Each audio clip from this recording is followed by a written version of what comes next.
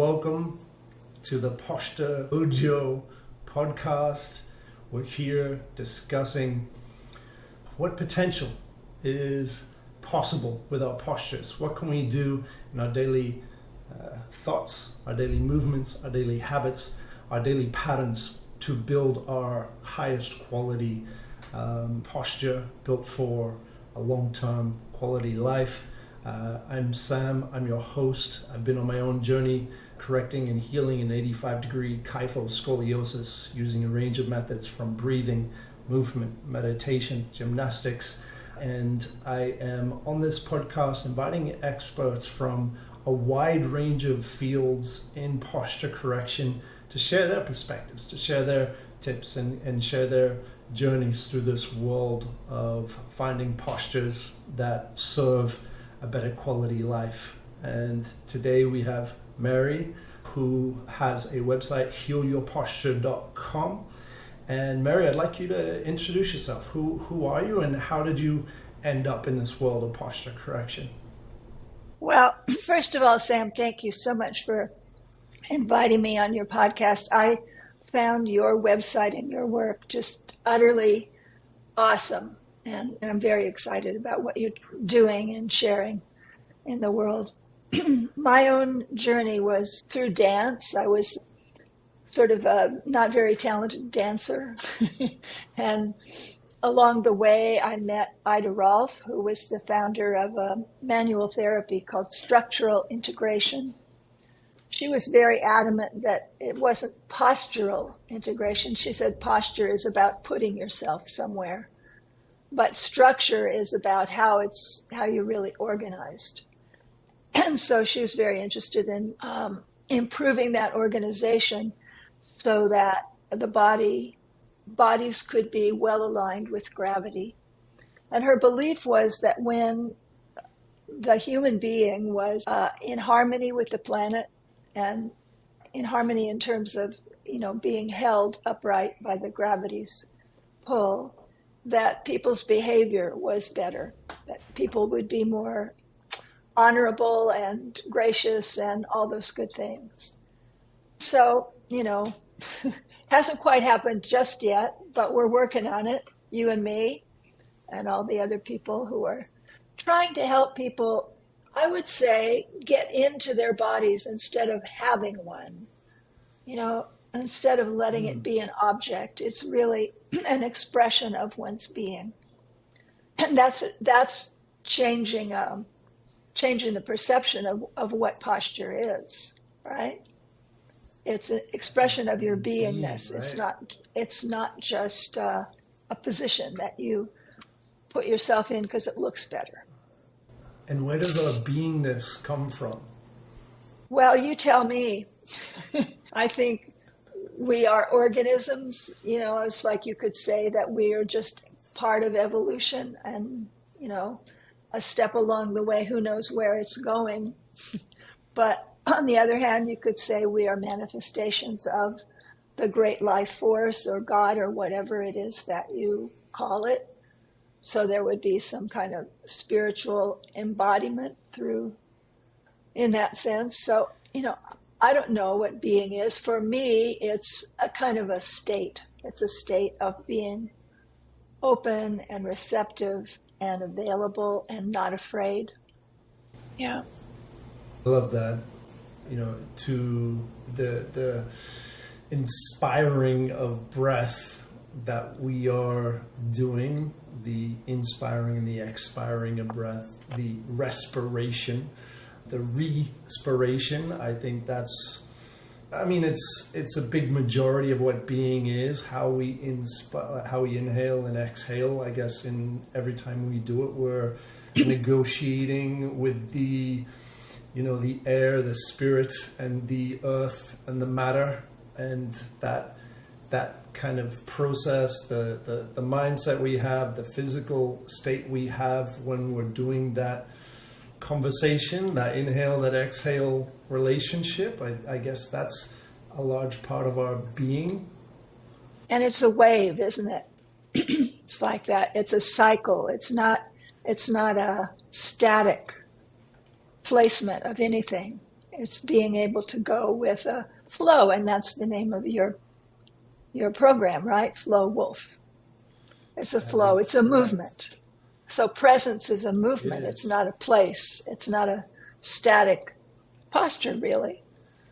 Yeah. And we're kind of getting more, I guess, scientific backup and understanding in that the the slower our breaths are, like moving towards 6 breaths a minute, or 10 seconds per breath is a good benchmark. That's kind of been discovered to be a key to longevity by having these slower, more quality breaths as opposed to these higher, more faster paced chest breathing. We have limited amount of breaths, and I guess the way we can start becoming aware of that and present with that in our body, I think, is a key, at least to my own methods, and appears to be your approach as well.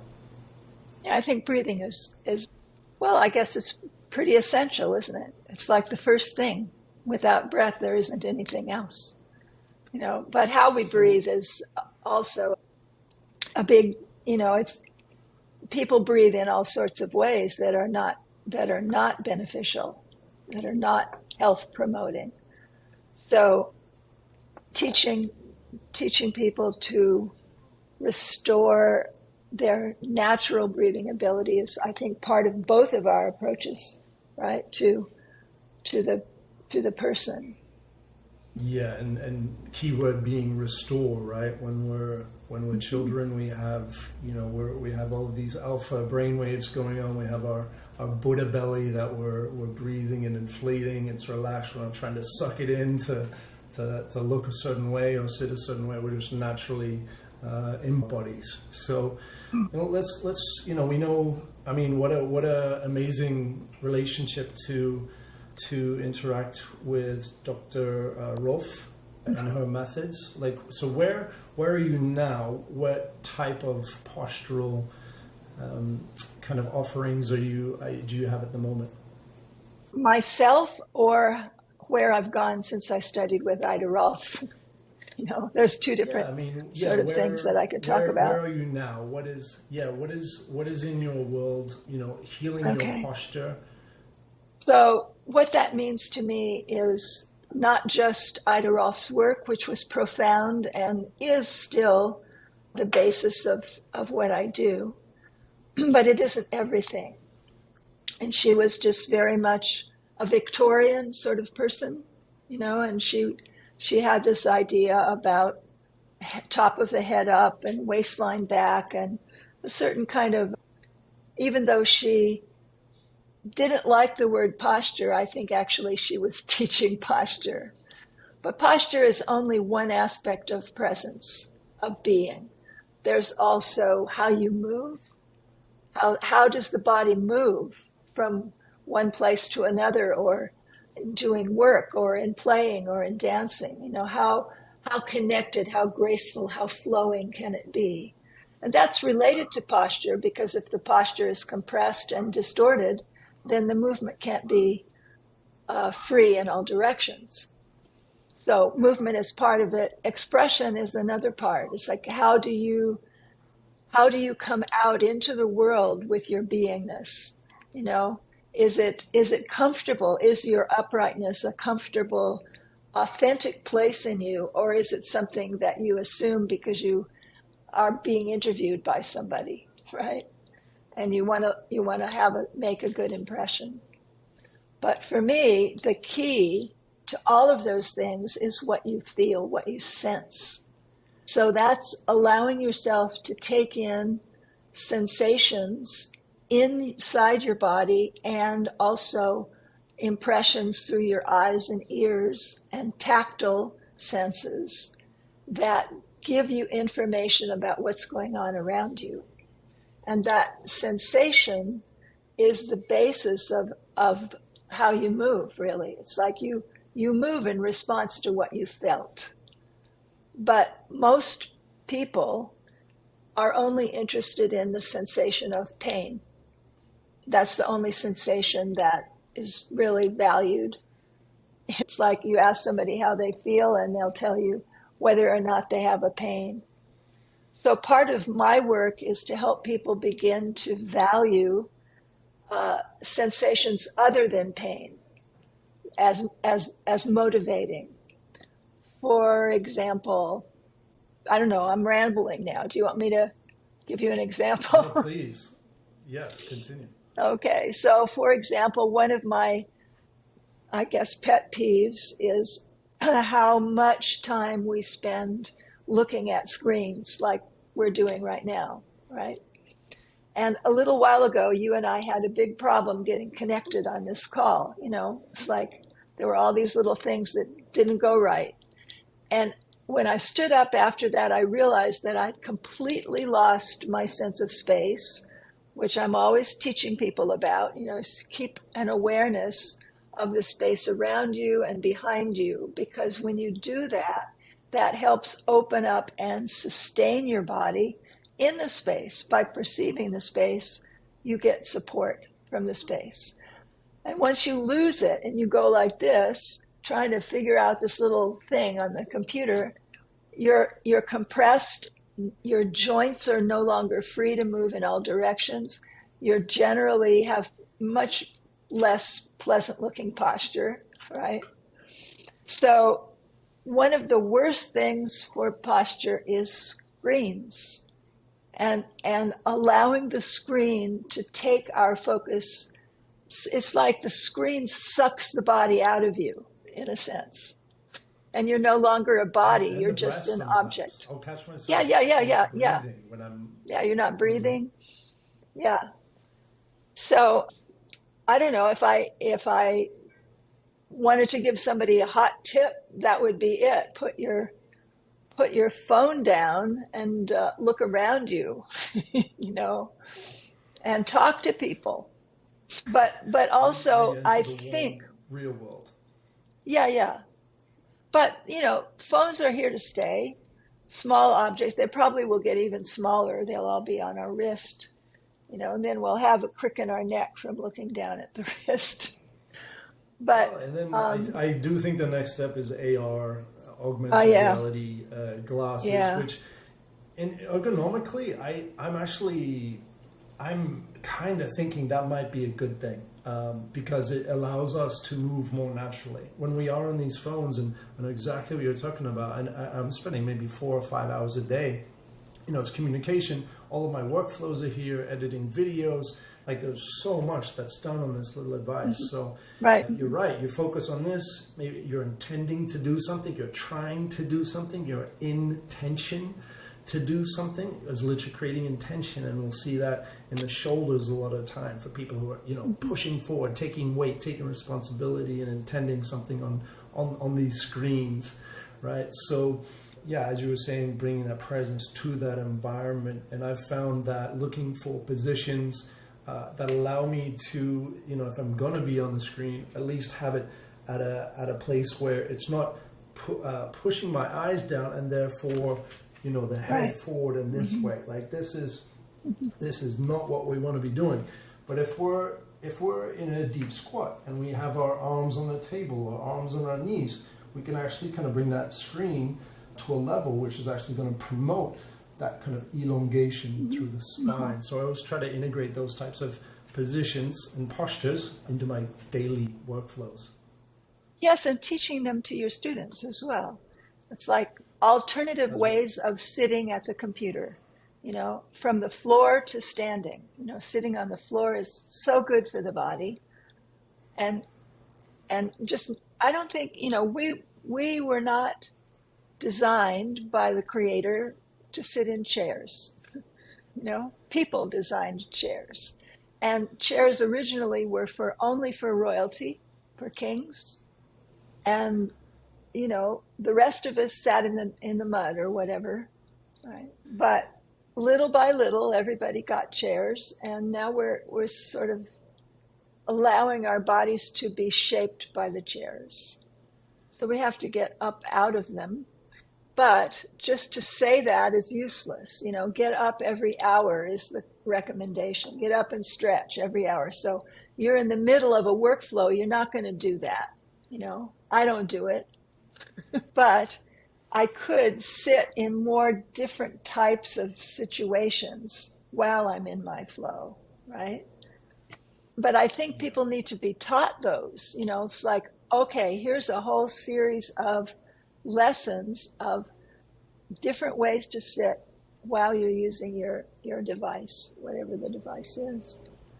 Just occurred to me that's a really good idea. Someone should Sure, do a that. reminder every 15, 30 minutes, just a little beep to switch that position, whether it's from cross-legged to Yeah. one knee, the other knee. It's really there's no, there's if you're constantly changing, that's the goal. The best Yes, posture is your exactly. next Moving. goal, right? Yeah. It is, yes, designed to move. We live in this capitalist economy, which is, designed to make your life, it creates businesses and products that try to make your life easier. And easier is more comfortable, and that's where you get the chairs, and that's where you get, drive-throughs and comfier cars, and we're just getting more and more comfortable. And I think if we follow that, eventually that will create, our bodies will turn into blobs. And they're not created for that. Our spine is a spring designed to take us around this planet. And so, I guess bringing the awareness to a different direction and choosing the work that we need to do. When you're when you become aware that you've been taken out of your ideal structure or posture, what's your process to get back in alignment? For me, the first part is to find the weight of my bones. So specifically for me, it's the weight of my ankles, the malleoli, just above the feet. If I can find weight there, then I can find my footprints. I can find my feet's relationship to the ground. So I have to go down because generally what happens when I'm lost is I'm up in my head, right? So I have to find the weight of my lower body, the weight of my pelvis bones. And then I think I think it helps to find the scapulas also and the elbows. And then the space behind my body. Yeah, it's that back space, because when I'm lost, I'm all in front, you know. So I think that's it. It's weight and then this spacious behind myself. Yeah, I went through that as you were describing it, and it was amazing. Like I like the toes, I like the pelvis, I like the eyes and the occipital. I've definitely kind of felt a lot of value, kind of connecting and bringing awareness to that equalizer, that balancer, that leveler that we have between our eyes and the occipital at the back of the head, especially in correcting kyphosis, that forward neck. Yes. It does help kind of having that string kind of imagined from the back of the head. But I find that when we add in our eyes and that we give that gentle, just kind of looking up about, like, beyond our eyebrows, as we have that string, I feel like we're just adding a little extra little pulley system there to kind of elevate that head and place it on top of that structure as well. So because kyphosis is the more severe curve that I'm correcting at the moment, that's certainly something that I would add on to that. But I liked, the bones above the ankle. What was that one? The malleoli. Those bumps, we think of them as ankles, but it's malleoli just means bump, basically. So on either side of your ankle, right?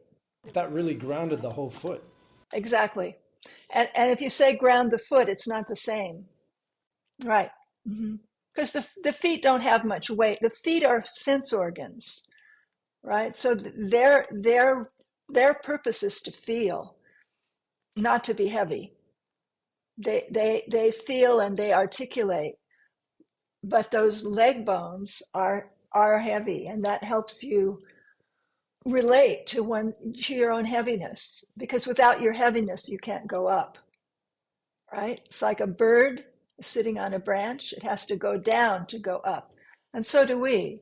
So with this lift in the eyes that you're talking about, it's really important to, at the same time, sense the weight of your pelvic bones, for example. So that way you have two directions through your center line. Part of you is going down, part of you is going up, and that's decompressive. If it's all only going up, which is slightly, I think, the temptation when there's been a severe kyphosis, is the desire is so much to open up and go up that you might forget that you also need to stay down, part of you. Yeah, and connecting with that weight, bringing your focus, your presence to Yeah, that weight, and yeah.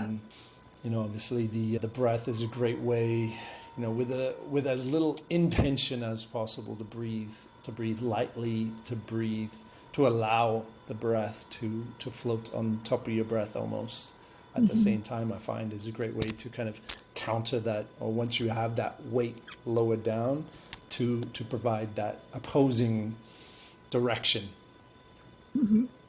Exactly. So where do so correcting and healing postures is such a comprehensive, complex thing, from mindset to presence to the physical structures that we have, to embedded old patterns and tensions and compensations and imbalances. Where do you begin when you're working with someone who says, okay, I'd like to become a creator of my posture instead of a victim? Where do you begin to approach that with somebody? Two things. One is I watch them move.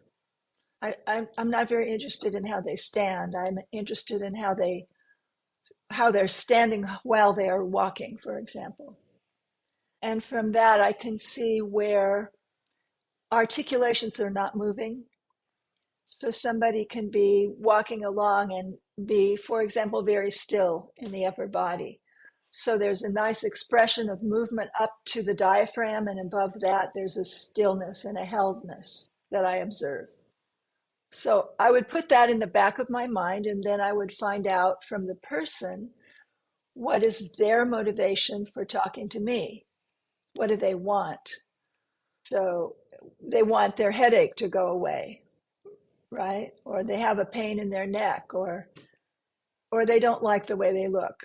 There's so many reasons. So then I try to put what I'm seeing as, like, I'm in that case of that person, I'm looking for more uh, flexibility, resilience, motion through the upper body.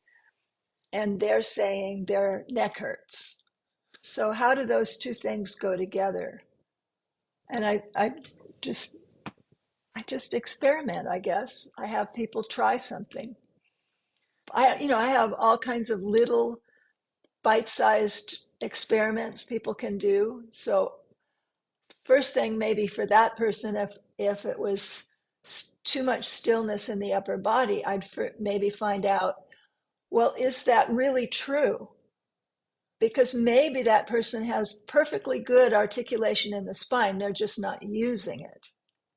So in that case, maybe the problem is too much sitting at the computer and being too still, you know? So that person needs to find more things to do with their upper body and make use of the natural movement that's still there before they lose it. In my own case, having a severe trauma in my teenage years, in the mid T10, I had a protection type You of bet. compensation. So, I was rigid there to try to create support and stability and prevent, being vulnerable in that area, I guess. And I held that for many years. And kind of bringing that mobility back to that part of the spine has been releasing that through movement.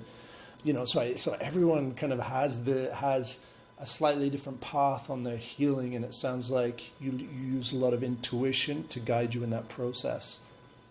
Yeah, I think so. I think it's partly intuition, it's partly, you've probably heard about mirror neurons. little neurons in your brain that it's like they read the movement of other people.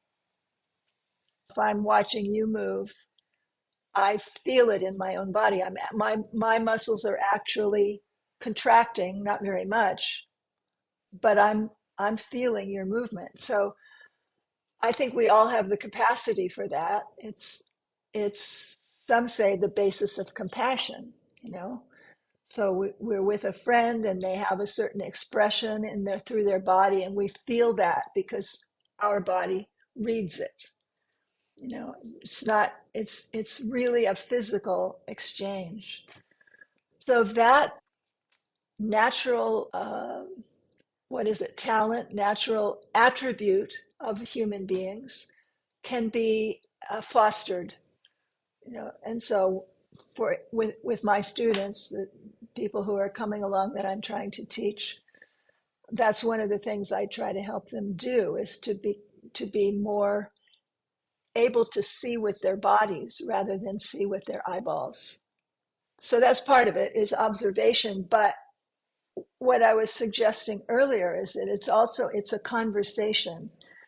It's a conversation and a journey that the student and I take together through their body. And I think that's probably true for you and your students as well.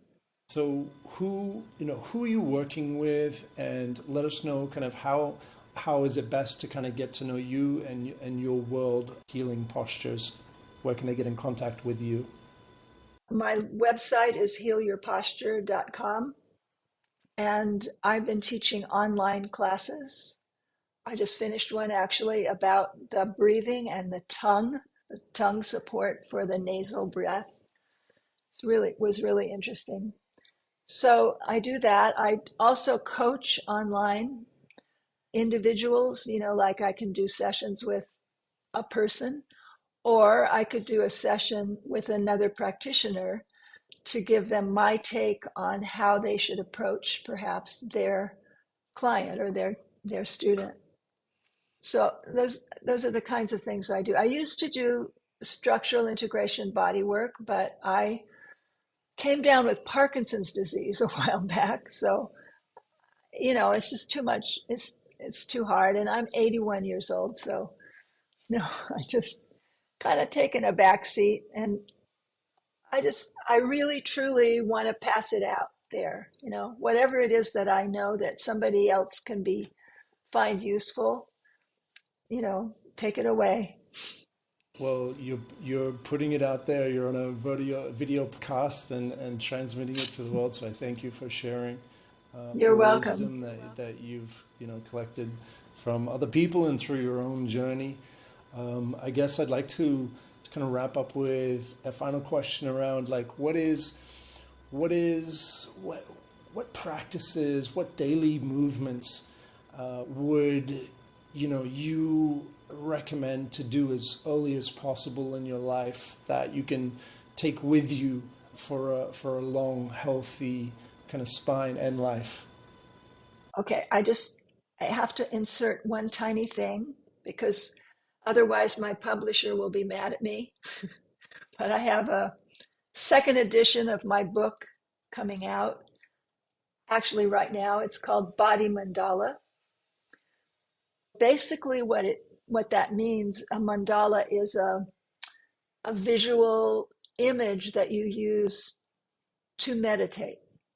And what I'm saying is your body can be that meditation place.